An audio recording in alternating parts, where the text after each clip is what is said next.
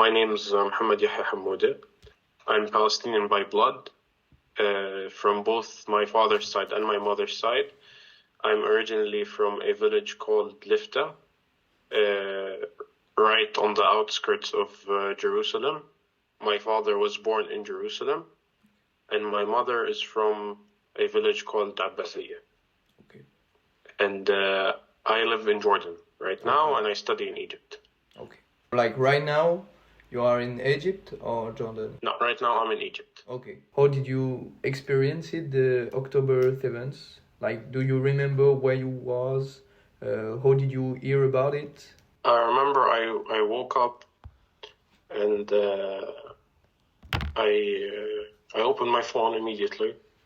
I see my friend's story, and he posted a bunch of people from Gaza sitting on top of an Israeli tank. And I was like, what? In the entire history of the war, no one ever took control of an Israeli tank. I opened the news, and the attack was still ongoing. Okay. And I'm not gonna lie to you, almost everyone I know felt a sense of, yes, we finally did it. Not even revenge, it's like, we're about to free the land. You know, like in Jordan and in Egypt and in Syria and in Lebanon, there are camps filled with Palestinians. There are people who should be in that land who are living in camps. So naturally, we want them to have their land back, their houses back, including us. Like I should have a bunch of land in there, like for my grandfather and so on. We actually have the documentation for it. So we were happy. No details were out yet. But we were all very scared because we know the difference in power. We knew it was going to be probably one of the ugliest nights we'll ever witness. But we were still happy. And it was one of those things where you don't know, should I be excited or should I be very scared? Like you was in these two situations. You can imagine what's going to happen. Yeah. The next day they blew up a hospital. Yeah. It wasn't very long after where they started going, yeah, Hamas is definitely in the school, let's bomb a school. Hamas is in a hospital, let's bomb a hospital. We have to take into consideration the year 2022, 2023. That was the bloodiest year for Palestinians ever, right before the war. Okay. Which led to October the 7th. So October the 7th is a reaction. Another point I would like to challenge is a few definitions that we take as granted by the international community in general, such as when we talk about the ceasefire, we talk about the exchange of hostages and prisoners. We call Palestinians in Israeli prisons prisoners. However, they are imprisoned without a trial, and most of them are underage. Then that's a hostage. So it's in fact an exchange of hostages on both ends. But we're talking about thousands of hostages on the Palestinian end and around 120 on the Israeli end. I would also like to point out that generally the plan of the ceasefire was put out by Hamas around May. On May, that same plan was put out. Israel accepted that plan later on. That is what the mediators for the ceasefire, Qatar and Egypt, that is what they mentioned. They mentioned that this is the same agreement that was proposed earlier and that the Israeli government rejected. And the plan is 3 stages. We were still in stage 1, and we were supposed to transition to stage 2. So the release of all hostages was not contingent only on exchange of prisoners, but it was also contingent on allowing aid to pass through Gaza and allowing medical care to pass through as well. Israel blocked aid and blocked medical care. So since the beginning, Israel violated the ceasefire agreement since day one. The estimate of 40,000 deaths is an estimate by the Palestinian Ministry of Health. Yes. The Ministry of Health only accounts for the bodies it finds. Sure. So the amount of bodies that are under rubble and so on and so forth are extremely more than 40,000. The Lancet Medical Journal, in the middle of the war, around halfway through, estimated 186,000 deaths. And there's an Oxford study that basically took this number and estimated to the end of the war till around 250,000 to 300,000. In 2024, when we was in the United States, what was your experience over there as a Palestinian? I faced some funny situations, I would say. Whenever I mention that I'm Palestinian, everyone would take a pause.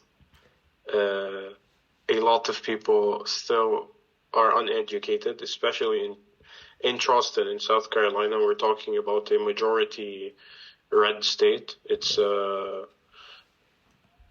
completely Republican state. I didn't feel offended regarding some comments other people made, but I felt like it's more of an opportunity to educate as many people as I could.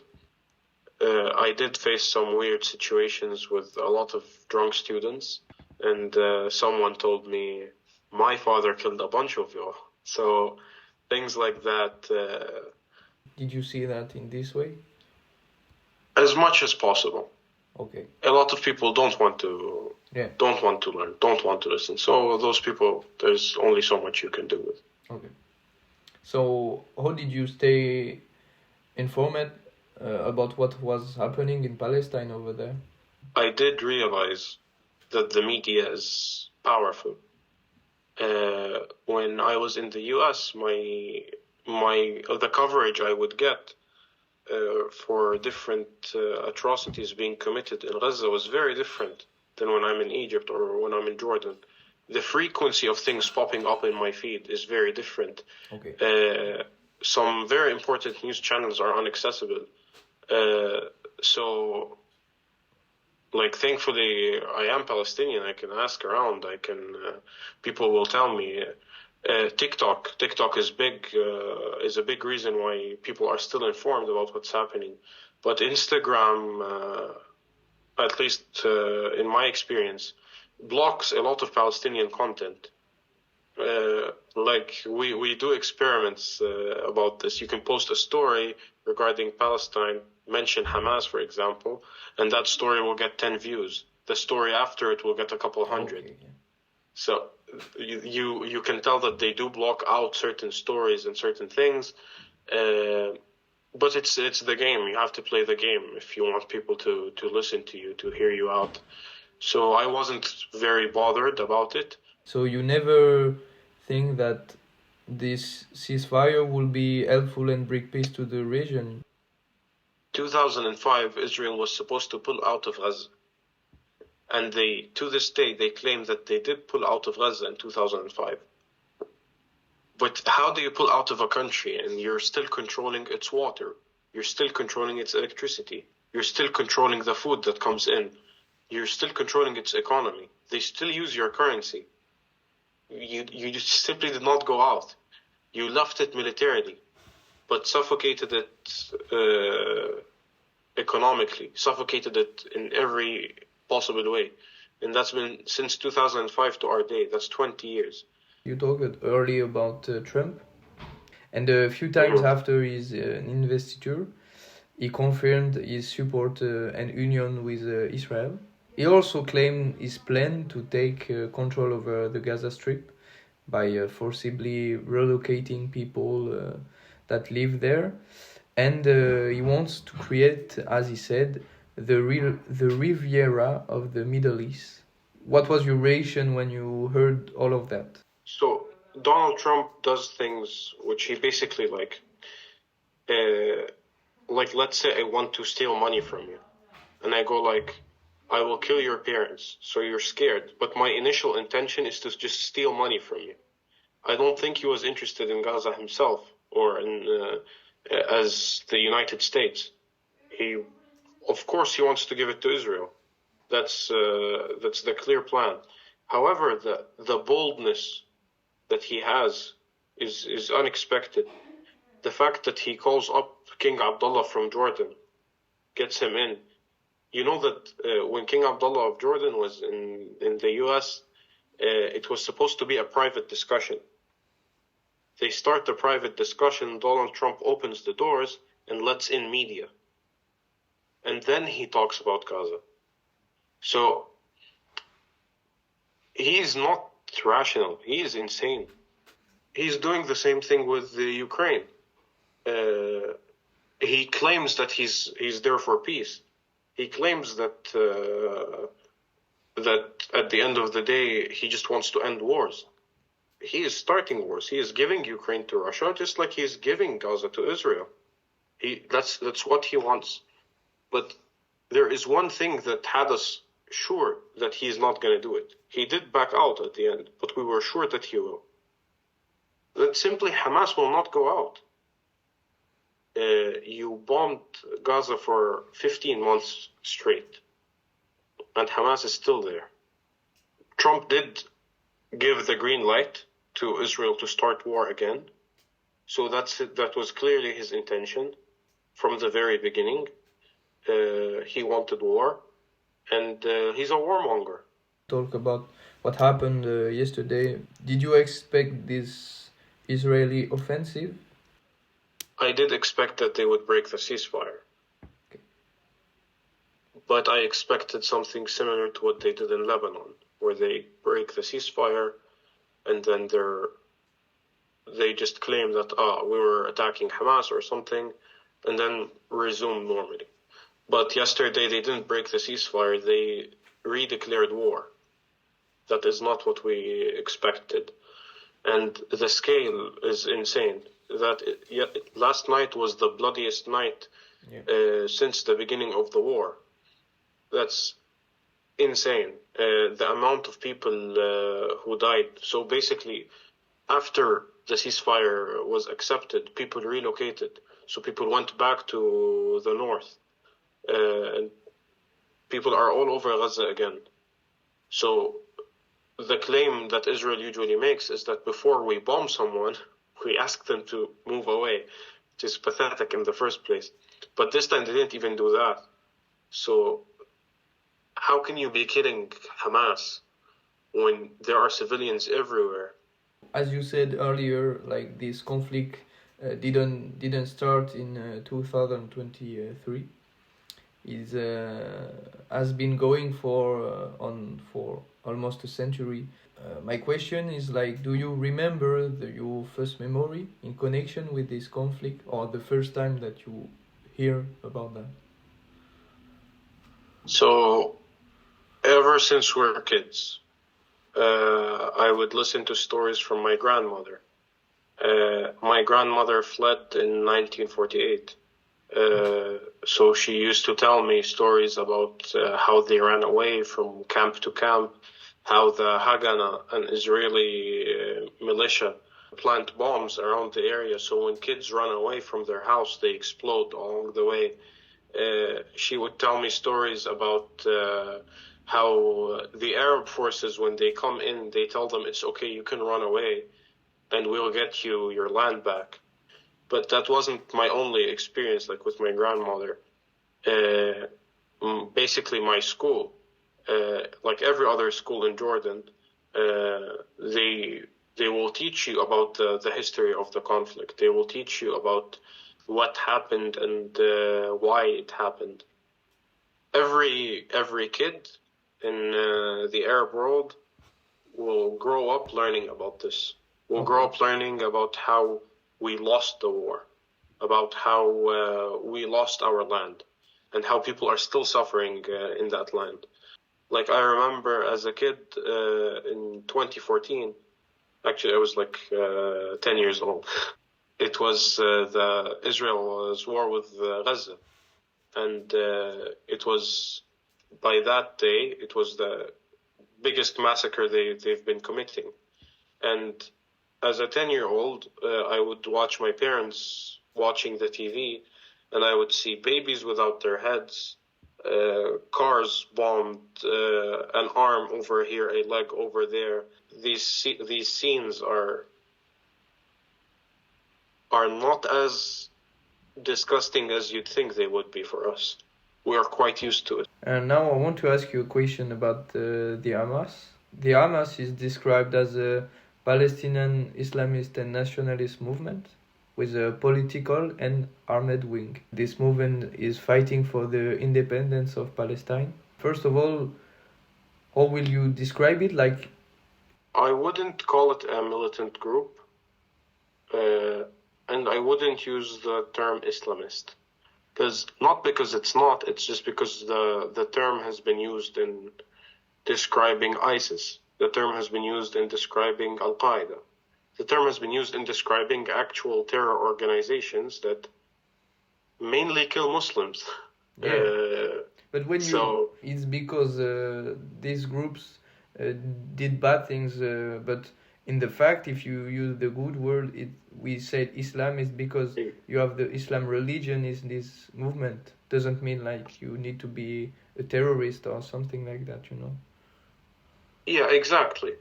But what I'm saying is no one calls a country a Christian country or a group a Christian group. But you would find a group being called a Muslim group because it has a meaning in the media, not a real meaning. If Hamas make a mistake, they will make mistakes. Of course they probably did a bunch of mistakes. That these mistakes are not labeled as Islam. I don't think they're a militant group either. Hamas is a government. Like the Palestinian government is not called the Hamas, you know? Like it's different things. It's because in the West Bank there's a government and in Gaza there's another government. What Netanyahu did, Netanyahu used to fund Hamas and the Palestinian government so that there are two strong governments that oppose each other. In the UN, the Palestinian government is the president is Mahmoud Abbas. But for people in Gaza, that's not what they follow. That's not who issues their passports. That's not who gets them food on the table. That's not who controls like their city, their life, and so on. It is estimated that over the last 15 months, more than 198 children have been killed and 1,318 wounded and 1,000 more forced to flee in the region of the Cisjordania. So, what you can say about this specific situation in the West Bank, and also how the Israeli forces appear over there? So, if the West Bank proves one thing, it proves that Israel is not fighting Hamas. There is no Hamas in the West Bank. There's the Palestinian Authority, the PLO. They attack Jenin. They bomb, sorry for the language, they bomb the shit out of the place. And then they're like, oh, people attacked us. Of course they did. Of course people attacked you. And then they pull out the Operation Iron Wall and start attacking women and children and so on. The attacks that are happening in Jenin are mostly by foot soldiers and tanks and so on. They're not as heavy on air force as they are in Gaza. So you can't accidentally kill women and children. Why is Israel doing this? It's when Donald Trump goes out and says Jordan and Egypt will take them, where Jordan should take people from the West Bank and Egypt should take people from Gaza. And then he says Israel is too small on the map and we need to make it bigger. You are most definitely not fighting Hamas. You want the land. Our problem in the region is our countries are corrupt. I would say that very openly. Okay. So this is why you don't see retaliation to Israel, because leaders are corrupt. Like they want a big expansion of their country. That's what they want for you. You know what the Israel flag stands for, right? The blue lines are basically from the Furat. It's a river in Iraq, and so basically they want from the area they have now all the way up to Iraq to completely cover it. It's the map of Greater Israel, the map that Netanyahu shows off in his war room. They're public with their intention. You told me a lot, and we talk a lot about the importance of the religion in your life. Does it help you to go and to get through these violent moments? It is the only thing that keeps us going. You can see, for example, the kids in Gaza, where he loses his father, and he's like, when we say Allah yarhamu, which means God have mercy on him. It's the reason we believe that we will get our land back. It's the reason we fight every day. It's the reason we maintain our dignity, our respect as a people in general. Not just Muslims. It's Christians as well. Christians are being killed in hundreds, thousands. One of the oldest churches in the world was bombed in Gaza. So, I don't understand how Christian countries in the West are okay with desecrating Christian monuments and Christian churches. You look at it from a normal point of view and you're like, these people are crazy. What are you saying thank God for? What are you thanking God for?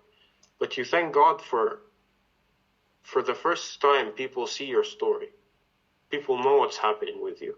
In 2014, nobody knew what happened in Gaza. People in Gaza believe that he will fight for his land. He either gets his land back or he ends up in paradise.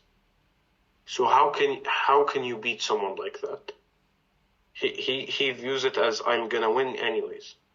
I wish I can be as strong as everyone in Gaza. I wish.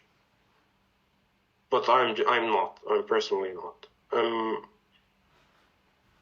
I'm gonna say I'm the person who's gonna say, was it worth it?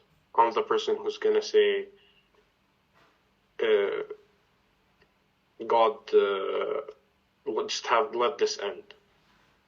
You never see a video of someone in Gaza saying, why God? Why is this happening? You never see someone in Gaza say, this is all because of Hamas. You never see these things. People in Gaza go thank God for everything. Okay. So now, final question for you: how do you think the situation will go, and what's next for you? After today, I don't think it's gonna get better. I don't see any way it can be better, but I don't know how worse it can get. Everything's destroyed already. There's just people left to kill. As an Arab, as a Muslim, I keep asking, where are the Arab countries, where are the Muslim countries? And then you see our leaders saying, where's the international community?